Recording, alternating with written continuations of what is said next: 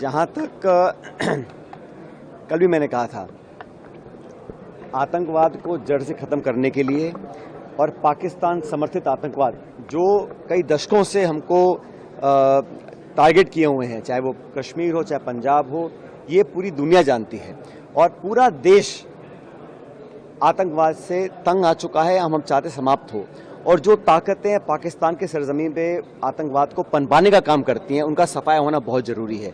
इसमें कोई दो राय नहीं है, इसमें कोई अलग अलग बात करने का मतलब नहीं बनता। सारे दल, पक्ष विपक्ष, पूरा देश एकजुट है और होना भी चाहिए।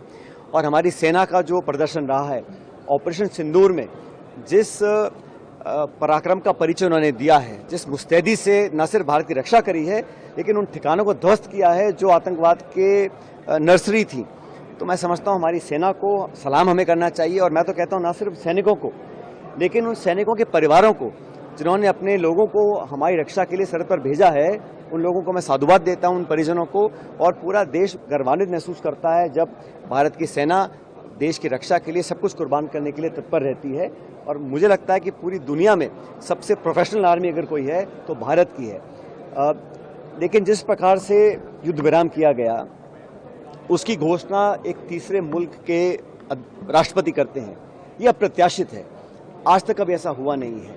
और क्योंकि पाकिस्तान ने सीज फायर की घोषणा के चंद घंटों बाद उसका वायलेशन किया, कश्मीर बॉर्डर पर लगातार मोटर बॉम्ब्स और फायरिंग करी, कई निहत्थे लोगों की, निर्दोष लोगों की जानें गई हैं, तो जिस देश से आपने समझौता किया है, क्या विश्वसनीयता है उसकी, क्या क्रेडिबिलिटी है कि आगे इस प्रकार के काम नहीं होंगे। और मुझे तो इस बात की भी चिंता है कि IMF ने अभी बहुत बड़ा लोन उनको दिया है और अमेरिका के राष्ट्रपति कहते हैं बहुत व्यापार करेंगे पाकिस्तान के साथ।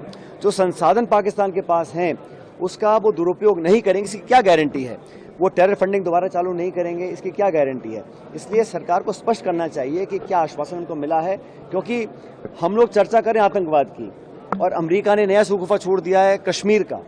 कश्मीर की तो चर्चा ही नहीं थी भाई, ये अलग अलग मुद्दे हैं और कश्मीर द्विपक्षीय मामला है।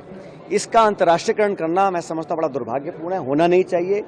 और मुझे लगता है कि अलग अलग देशों से जो आवाज़ें आ रही हैं उसमें कहीं ना कहीं भारत और पाकिस्तान को एक तराजू में तोलने का काम किया जा रहा है, जो बड़ा गलत है।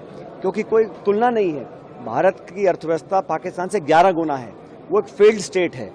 इमरान खान को जेल में डाला हुआ है, इलेक्टेड MPs को जेल में बंद किया हुआ है, ISI और पाकिस्तान आर्मी देश को चलाती है और वहाँ की जो सरकार है वो एक बड़ी कमज़ोर सरकार है। इसलिए उनकी विश्वसनीयता पर मुझे सवाल है। इसलिए सरकार को स्पष्ट करना चाहिए कि किन मापदंडों को देखकर, किन आश्वासनों को लेकर हम लोगों ने सीज फायर किया है।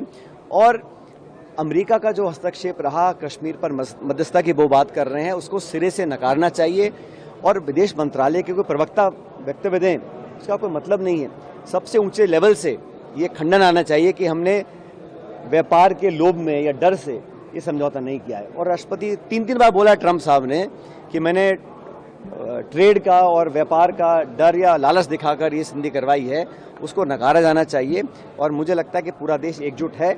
आपको याद होगा 22 अप्रैल को जब घटना घटी, सबसे पहले खरगे साहब ने प्रेस कॉन्फ्रेंस करके कहा हम सरकार के साथ हैं। और आज भी जहां तक देश की अखंडता, सुरक्षा और फौज की बात है, हम सब लोग एक थे और एक रहेंगे।